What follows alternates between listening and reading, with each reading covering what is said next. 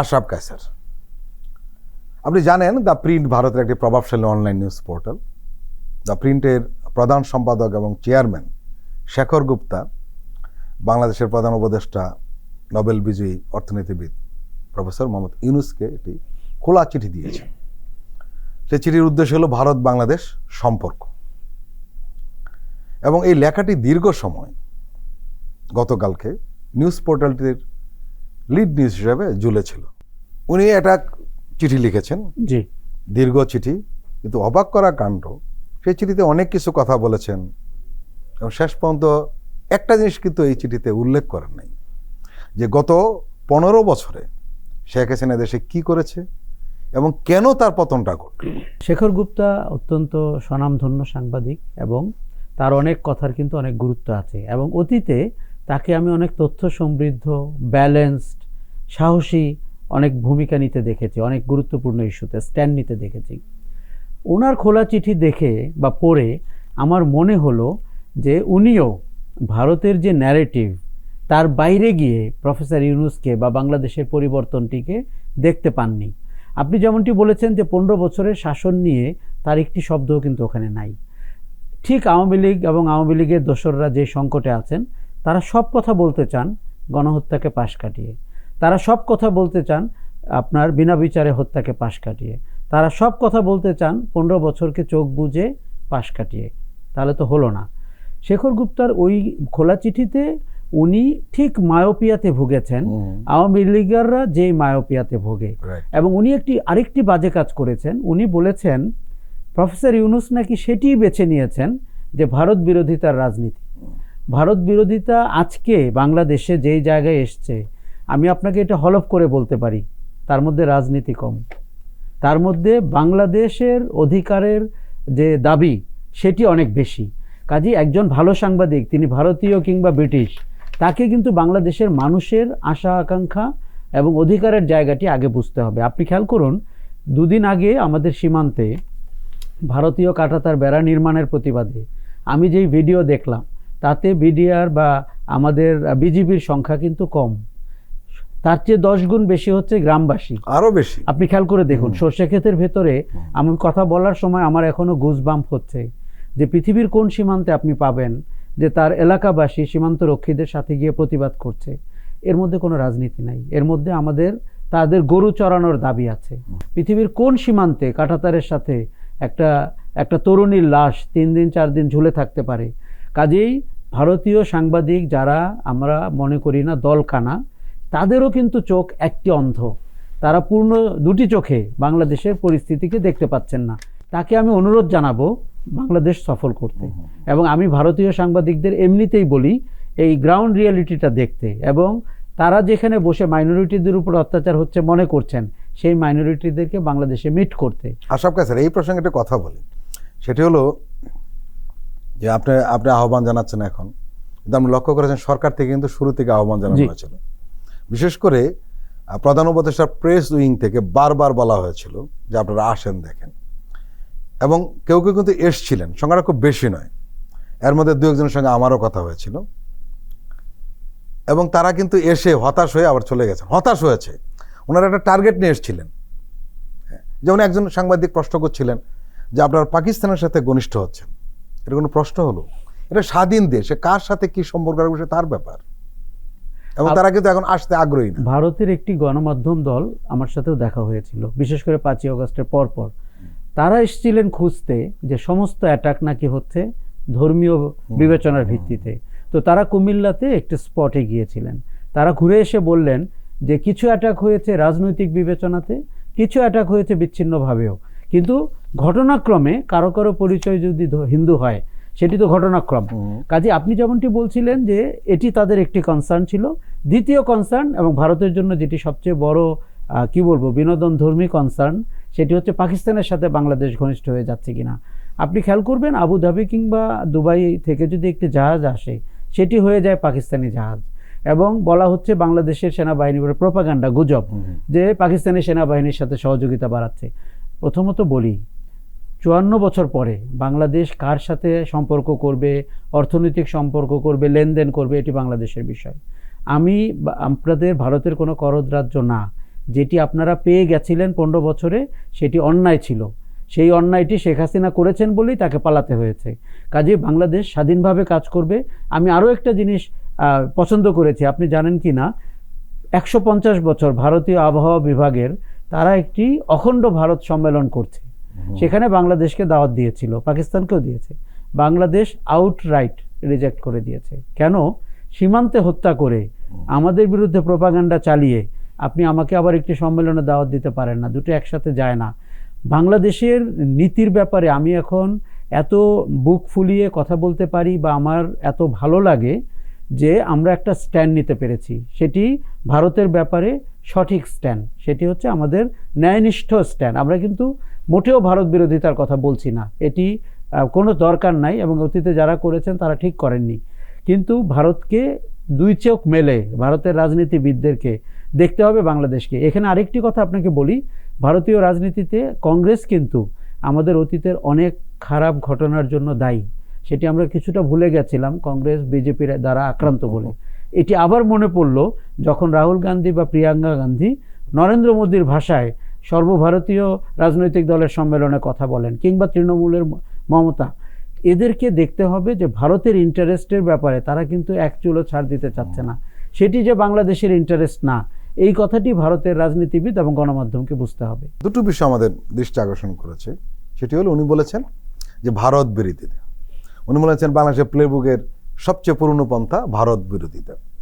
কিন্তু উনি বলেন নাই যে কেন এই ভারত বিরোধিতা তৈরি হলো, একটা জিনিস।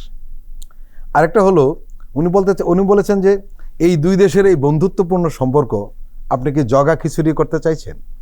প্রশ্ন হলো এতদিন আসলে কি বন্ধুত্বপূর্ণ সম্পর্ক ছিল? একেবারেই না। এবং আমি সত্যি অবাক হচ্ছি, একদম ক্লাস 5-এর বাচ্চাদের মতো তার আন্ডারস্ট্যান্ডিং দেখে বাংলাদেশের ব্যাপারে। প্রথম কথা, ভারতের সাথে বাংলাদেশের কোনো বন্ধুত্বপূর্ণ সম্পর্ক ছিল না। আমরা একটা দাসত্বের সম্পর্কে ছিলাম, এবং আমাদের একজন মন্ত্রী বলেছিলেন ভারতের সাথে আমাদের সম্পর্ক স্বামী স্ত্রীর। পররাষ্ট্রমন্ত্রী বলেছিলেন। এটি পৃথিবীর কূটনীতির ইতিহাসে এই টার্ম নাই। কাজে উনি একটা অবাক করা ডেফিনেশন দাঁড় করিয়েছিলেন। শেখ হাসিনা বলেছিলেন ভারতকে যা দিয়েছি তারা চিরঋণী থাকবে। তার মানে উনি কি দিয়েছেন ওনার কাছ থেকে যদি আমরা জানতে পারতাম। উনি বলেছেন ট্রানজিট দিয়েছেন, উনি বলেছেন সীমান্তে ভারতকে আপনার নিশ্চয়তা দিয়েছেন। আপনি জানেন বাংলাদেশের সব নদী, রেলপথ ভারত ব্যবহার করে তার 7 সিস্টারে বাণিজ্য করতে পারছে। এই জিনিসগুলো বাংলাদেশ তারা দিয়েছে। দেখুন, আমরাও কিন্তু একটা ইকোনমিক করিডোরে বিলিভ করি, কিন্তু আমরা আপনার অন্যায্য সম্পর্ক, সমতার সম্পর্ক না, কিংবা আমাদের বিনিময়ে কিন্তু আপনি জানেন আমাদের 54টি নদীর যে হিস্সা সেটি কিন্তু আমরা বুঝে পাইনি, বিনিময়ে কিন্তু আমরা অনেক কিছু পাইনি। কাজে উনি যে কথাটা বলছেন এটি অত্যন্ত বালক সুলভ একটি কথা, যে আমাদের সেই, এবং আপনি খুব রাইটলি বলেছেন যে আজকে ভারত বিরোধিতা যদি এই সমাজে হয়ে থাকে সেটির কারণটি তাদের উপলব্ধি করতে হবে। I think that's $1 billion question. ভারতীয় মিডিয়াকে এই প্রশ্নটি করতে হবে, কেন বাংলাদেশ ক্রমান্বয়ে ভারত বিরোধী হয়ে উঠছে। এটি যদি তারা জানতে না চান, এটি তাদের আগামীতে আরও অনেক বড় ক্ষতির কারণ হবে। কেননা আপনি দেখুন, মাইন্ডসেট থেকে যখন সিদ্ধান্ত নেন সেই সিদ্ধান্ত কিন্তু ভালো হয় না। আপনি সত্যনিষ্ঠভাবে গ্রাউন্ডে এসে সিদ্ধান্ত নিলে সেটি ভালো হবে। দেখুন, প্রফেসর ইউনূস সরকারকে, কিংবা আগামীতে যে সরকার নির্বাচিত হয়ে বাংলাদেশের ক্ষমতায় আসবে, তাকে কিন্তু আমরা ভারতের ব্যাপারে ঠিক এই অবস্থানে দেখতে চাই, এবং এক চুলো কিন্তু আমরা চাই না তারা অবনত হোক। তখনও কি তারা বলবেন যে ভারত বিরোধী একটি সরকার ক্ষমতায় রয়েছে? সেই সরকার তো বাংলাদেশের জনগণের ভোটে নির্বাচিত হবেন।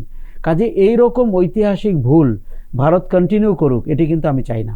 শেখর গুপ্তা তার এই দীর্ঘ খোলা চিঠিতে বলছেন যে কয়েক দশক ধরে ঘনিষ্ঠ পর্যবেক্ষক হিসেবে আমি দেখতে পেয়েছি যে ভারত বাংলাদেশে কোনো ক্ষতি করবে না। হাসিনা যেভাবে ভারতকে সমর্থন করে গেছেন তা ভারতের অস্বীকার করার কোনো জায়গাটি নেই। এটি বাংলাদেশের জন্য ভালো ফল দেখিয়েছে, এবং কি ফল দেখিয়েছে সেটা আমরা জানি। আরেকটি বিষয় সেটি হলো যে উনি পরিষ্কার বলেছেন যে এটা আশা করবেন না হাসিনাকে ভারত আপনাদের হাতে তুলে দেবে। দেখুন, উনি যদি আইন মানেন, উনি যদি রাষ্ট্রীয় আচার মানেন, উনি লাস্ট কথাটি বলতে পারেন না। আর হাসিনার আগে উনি কোনো বিশেষণ দিতে পারছেন না কেন? যেমন আমি তো হাসিনাকে বলতে পারি গণহত্যার অভিযোগে অভিযুক্ত, আমি তো হাসিনাকে বলতে পারি টোটালিটেরিয়ান গভর্নমেন্টের নায়ক, পরিচালক। উনি কোনো বিশেষণ দিতে পারছেন না কেন? একজন সাধারণ মানের লেখক বা সাংবাদিকের কাজ হচ্ছে বিশেষণে বিশেষায়িত করা। ওই মানুষটি কে? উনি গত 15 বছরে হাসিনার খারাপ শাসন সম্পর্কে কি বলেছেন? আমি পাইনি, একটি শব্দ পাইনি। উনি আমাদের 2000 হারিয়ে যাওয়া মানুষ সম্পর্কে তার কোনো অনুসন্ধান আছে? নাই। আমাদের এখানে দেখুন, যে খারাপ শাসনটি জেকে বসেছিল, ভারতের যে পররাষ্ট্র সচিব সুজাতা সিং এসে এরশাদকে নির্বাচনে নিলেন, উনি এই ব্যাপারে কি ভূমিকা নিয়েছিলেন? নেননি। তার মানে ওনারা মওকা পেয়েছিলেন যে বাংলাদেশে একটি অনুগত শাসন তারা পেয়েছেন, যেখানে জনগণের প্রতিনিধিত্বকারী ব্যক্তিরা সরকারে নেই এবং জনগণের প্রতিনিধিত্বকারী ব্যক্তিরা নির্বাচনে নেই, এবং ভারত সেটিকে তাদের একটি সরকার ব্যবস্থা বানিয়ে ফেলেছিল। এই জন্য আমি কিন্তু ভেবেছিলাম ওনার খোলা চিঠিতে অনুতাপ থাকবে, উনি অনুতপ্ত হবেন যে এরকম একটি কাজ ভারতের করা ঠিক হয়নি। দেখুন, আমরা সাংবাদিক হই, লেখক হই, যাই হই, আমাদের তো বিবেক থাকবে, মনুষ্যত্ব থাকবে, সেইগুলো কিন্তু দেশীয় স্বার্থের উপরেও যেতে পারে। তা না হলে 71 সালে পাকিস্তানের নাগরিকরা তো পরবর্তীতে কেন অনুশোচনা করছে? সাধারণ মানুষ নিশ্চয়ই করছে। কাজেই আপনার তো একটা বিবেক সম্পন্ন মানুষ হতে হবে একজন সাংবাদিক বা লেখকের কাছে, কিন্তু এটা আমরা চাই। আপনি বিনিময়ে বা বিপরীতে অরুন্ধতী রায়ের কথা দেখেন, পৃথিবীর মুক্তিকামী মানুষের পক্ষে অরুন্ধতী যে কোনো জায়গায়, সেটি নর্মদাবাদ ড্যাম হোক, কাশ্মীর হোক, বাংলাদেশ হোক, এমনকি ঝাড়খণ্ড হোক, তিনি তো তার সরকারের বিরুদ্ধে দাঁড়ান, স্টাবলিশমেন্টের বিরুদ্ধে দাঁড়ান, ডিপ স্টেটের বিরুদ্ধে দাঁড়ান। কাজে এই জন্যই তো তাকে আমরা শ্রদ্ধা করি। শেখর গুপ্তাকে আমার মনে হয় অনুশোচনার জায়গায় যেতে হবে 15 বছরের জন্য, এবং মনে রাখতে হবে যে বাংলাদেশ মাথা উঁচু করে দাঁড়িয়েছে, এই সময় তার পাশে থাকতে হবে। বরং তাদের ভারত সরকারকে বলতে হবে যে হাসিনার চোখ দিয়ে না দেখে বাংলাদেশকে বাংলাদেশের মানুষের চোখ দিয়ে দেখতে হবে। দেখুন, আমি ভারতের একটি নাগরিক সমাজকে এক হতে দেখতে চাই। তারা যেন বলতে পারে যে হাসিনাকে আমরা পুশব্যাক করব, অথবা হাসিনাকে বাংলাদেশ সরকারের হাতে ছেড়ে দিব, কেননা আমাদের আইন অনুযায়ী তার বিচার হবে। এটি ভারতের ন্যায়নিষ্ঠ মানুষ যারা আইনের প্রতি বিশ্বাসী, তাদের কিন্তু এই বিচারের সাথে একাত্ম হওয়া উচিত। গণহত্যা করে যেই মানুষ দেশ ছেড়েছেন, তার পক্ষে পৃথিবীর কোনো অপরাধীরও দাঁড়ানোর সুযোগ নাই। কাজেই ইউনূস সরকারকে নিয়ে প্রপাগান্ডা করছে ভারত, এটি বন্ধ করতে হবে। ভারতীয় সরকার হাসিনার ভিসার মেয়াদ বাড়াচ্ছে, তাদের সাঙ্গপাঙ্গদেরকে ট্রাভেল পাস দিচ্ছে, কমান্ডারদেরকে আশ্রয় দিয়েছে। এই সব কিছু কিন্তু ইতিহাসে আপনার লেখা থাকছে, এবং আগামীতে কখনো ভারতের এই ঘটনার জন্য ভারতকে কিন্তু দায়ী করতে হবে। আশরাফ কায়সার, শেখর গুপ্তার এই দীর্ঘ চিঠিটি পড়ে আমার যেটা মনে হয়েছে সেটি হলো, ভারতীয়দের মানসিকতাটা এরকমই এখন পর্যন্ত একটি দিক। আরেকটা দিক, তাদের একটা হতাশা তৈরি হয়েছে, তাদের এই ব্যর্থতায় তারা যেটা কল্পনা করতে পারেনি কারণেই মেনে নিতে পারছে না। আমরা এই অনুষ্ঠানে আপনার সঙ্গে কথা বলেছিলাম যে বাংলাদেশের এই যে পরিবর্তন, ভারত একটা ট্রমার মধ্যে পড়ে গেছে, সেখান থেকে বের হতে পারছে না। এই চিঠিতে কিন্তু তার প্রমাণ। আর ফাইনালি যেটা প্রমাণ সেটা হলো তারা আসলেই হতাশার মধ্যে পড়ে গিয়েছে। আপনি যেহেতু টোটাল চিঠিটা পড়েছেন, আপনার কি মনে হয়? আমার মনে হয়েছে 3টি জিনিস এখানে একেবারে দৃশ্যমান। প্রথম কথা হচ্ছে, তারা বাস্তবে যা ঘটেছে সেটি তারা হয় পড়তে চাননি অথবা পড়েননি। এই পাঠ তাদের করতে হবে, 5ই অগাস্টে বাংলাদেশে কি ঘটেছে। দ্বিতীয় হচ্ছে, হাসিনার শাসনে বাংলাদেশে কি হয়েছে, গণতন্ত্রের কি অবস্থা ছিল, আইনের শাসনের কি অবস্থা ছিল, নাগরিকদের জীবনযাপনের কি অবস্থা ছিল। তৃতীয় হচ্ছে, বাংলাদেশের বর্তমান সরকার এবং তাদের যে ভিশন, তার সাথে যে ছাত্র জনতার ঐক্য, এটিকে পাঠ করতে হবে। এই 3টির রেলেভেন্স নাই। এবং চতুর্থত আপনি যেটি বলেছেন সেটি একদম ঠিক, তারা এখনও ট্রমার ভেতরে রয়েছে, তারা শক কাটিয়ে উঠতে পারেনি, এবং তারা ভাবছেন যে কোনো একদিন তারা টের পাবেন যে তারা কোনো শকে ছিলেন না, এটি ঘটেনি। কিন্তু এটি তো হবে না, যা প্রায় 5 মাস অতিক্রান্ত হয়েছে। তাদেরকে এই জায়গায় রিয়েলিটিতে ফিরে আসতে হবে। আমি আপনাকে আরেকটি সংকটের কথা বলি, কেন ভারতের এরকম হচ্ছে। বাংলাদেশের কাঁধে চড়ে ভারত একটি বিশ্বমানের দেশ হওয়ার চেষ্টা করছিল, আঞ্চলিক শক্তি হওয়ার চেষ্টা করছিল, সে নিজেকে আমেরিকা ভাবা শুরু করেছিল। আর কোনো দেশ কিন্তু ভারতের ওই জায়গায় নাই। বাংলাদেশকে দেখিয়ে সে দেখাচ্ছিল যে তার একটা আন্তর্জাতিক পরিমণ্ডলে নেতৃত্ব দেওয়ার সুযোগ তৈরি হচ্ছে। এখন এই দেশে যদি তার কূটনৈতিক বিপর্যয় হয়, গোয়েন্দা বিপর্যয় হয়, এবং মানবাধিকার লঙ্ঘনের যদি অভিযোগে অভিযুক্ত হয় ভারত, তাহলে কি তার সেই ইমেজ থাকে?